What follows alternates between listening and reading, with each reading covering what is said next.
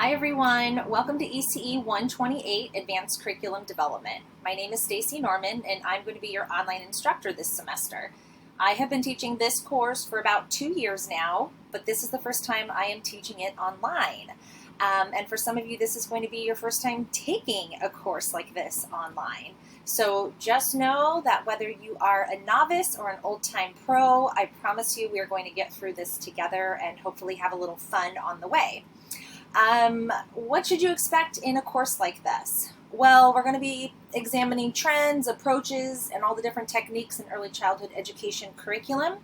But more importantly, we're going to have a particular focus on emergent curriculum and the Reggio Emilia approach.